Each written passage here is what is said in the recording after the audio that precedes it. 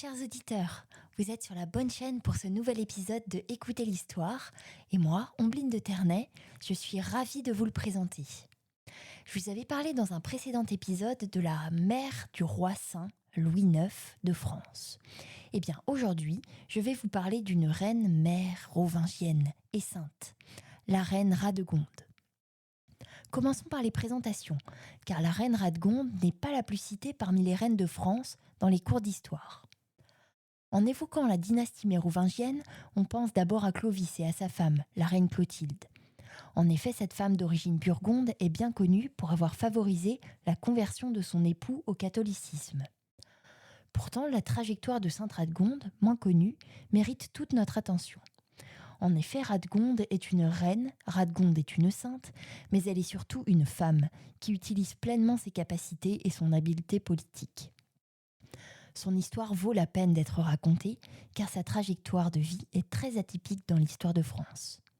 C'est ce que nous allons voir à travers les grandes étapes de sa vie. Radegonde naît vers 520 au sein d'une famille germanique. Elle est issue d'une famille régnante de Thuringe. Radegonde dispose donc d'un statut princier. La Thuringe est un territoire situé à l'ouest de l'Elbe, au nord de la Bavière, et dont la capitale actuelle est la ville d'Erfurt. À l'époque de son grand-père Bazin, la Thuringe a atteint sa plus grande expansion. Elle s'étend du Danube au sud, au rivage de l'Elbe au nord. Radegonde perd son père Berthachar alors qu'elle est encore très jeune. C'est son oncle, Ermenfred, qui exerce le pouvoir en Thuringe.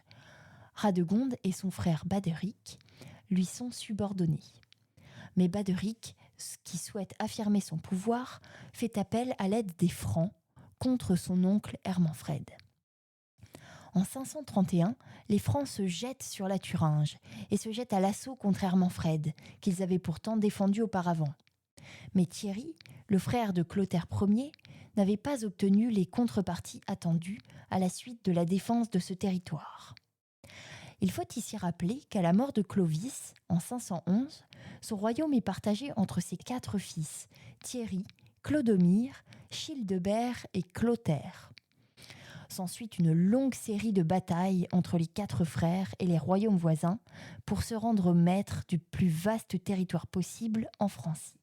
C'est donc lors d'un de ces raids que Radegonde est faite prisonnière et dévolue en mariage au roi de Soissons, Clotaire Ier. Il s'agit d'une alliance stratégique qui permit d'affaiblir la puissance thuringienne qui représentait une véritable menace pour les Mérovingiens. À cette date, Clotaire Ier a déjà 8 enfants de 4 concubines différentes. Clotaire apprécie la beauté de Radegonde. Il l'installe à Athis, non loin d'Arras, pour parfaire son éducation avant qu'elle soit en âge de se marier, car elle n'a pour l'heure qu'une 12aine d'années tout au plus. Elle développe ainsi ses connaissances des textes religieux et des pères de l'Église. Ces années éveillent en elle le désir de vivre saintement en accomplissant des œuvres de charité. Entre 536 et 538, Radegonde épouse Clotaire Ier à Soissons. Malheureusement, cet époux, fils de Clovis et de la reine Clotilde, et héritier depuis la mort de Clovis des territoires de la basse vallée rhénane, avec pour centre Soissons, est d'une cruauté franche et active. Certes, Clotaire la revêt de parures et de bijoux somptueux, mais Radegonde est bien plus attirée par ses devoirs célestes. Elle préfère de loin s'entretenir avec des évêques et des prêtres que de participer aux activités de la cour. Dans son domaine d'Athis, elle fait installer un hôpital destiné à soigner les femmes les plus pauvres, prélude de son action de fondation à Poitiers. L'année 555 marque une véritable rupture entre Radegonde et Clotaire. Son propre frère Baderic, qui vivait réfugié à la cour d'Athis, est assassiné par Clotaire. Mais cet événement est également un point de départ pour la reine Radegonde. À ce moment, elle décide de quitter Clotaire pour se consacrer pleinement à la vie religieuse. Clotaire, qui se repent de son action, autorise Radegonde à partir. Elle se rend donc auprès de l'évêque Saint-Médard à Noyon pour lui demander l'autorisation de prendre l'habit de diaconesse. Saint-Médard se montre quelque peu réticent à cette demande. Jusqu'alors, l'Église latine, par les conciles d'Épaone et Orléans, s'oppose au ministère consacré des femmes. Mais, comme nous le rapporte Venance Fortuna, Radegonde répond à Saint Médard, je le cite. « Si tu devais remettre à plus tard ma consécration et craindre davantage un homme que Dieu, de ta main le pasteur pourrait te demander compte pour l'âme de ta brebis. » Faisons ici un petit point sur les sources qui nous permettent de connaître avec une précision rare pour le VIe siècle la vie de sainte Radegonde et les événements qui suivent son départ d'Athis. Là encore, il faut souligner la singularité de sainte Radegonde. Sa vie nous est connue tout spécialement grâce à deux sources qui retracent également deux liens d'amitié. Tout d'abord par le poète et évêque de Poitiers Venance Fortuna, puis par Baudonivie, une femme moniale.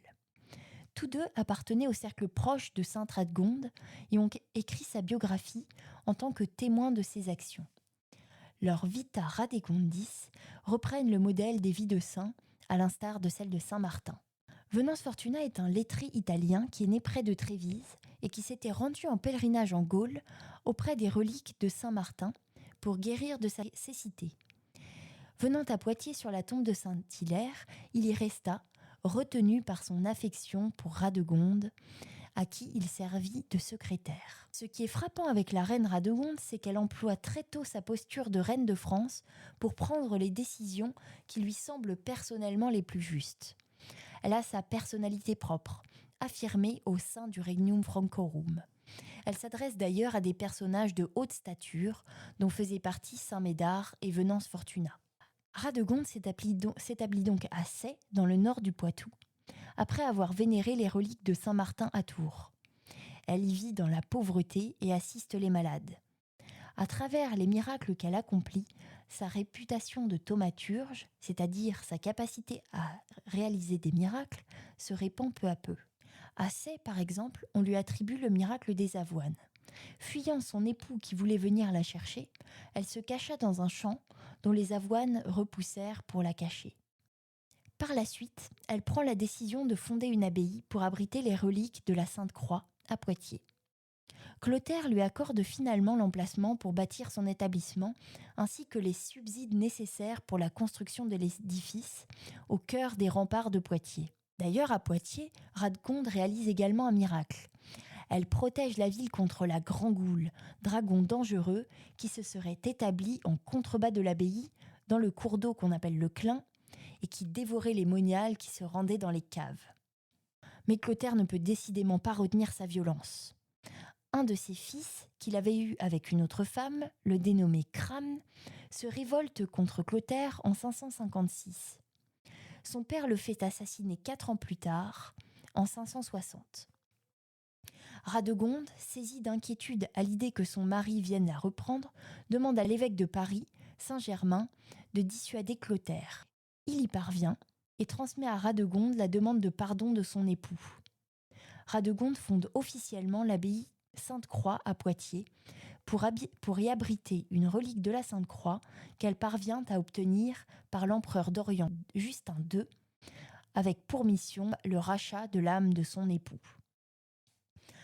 Au-delà des remparts, un autre établissement est fondé pour accueillir des prêtres, Sainte-Marie hors les murs, qui est aujourd'hui l'église Sainte-Radegonde. L'évêque de Poitiers, Saint-Hilaire, apporte tout son soutien à Sainte-Radegonde. Les religieuses de la communauté appartiennent à la plus haute noblesse. Grégoire de Tours, dans son Histoire des Francs, résume d'ailleurs la vie de Sainte-Radegonde. Je le cite. « Clotaire, en revenant, emmena captive avec lui Radegonde, fille du roi Berthère, et la prit en mariage. Il fit depuis tuer injustement son frère par des scélérats. Elle, se tournant vers Dieu, prit l'habit et se bâtit un monastère dans la ville de Poitiers. Elle s'y rendit excellente dans l'oraison, les jeûnes, les veilles et les aumônes, qu'elle acquit un grand crédit parmi les peuples.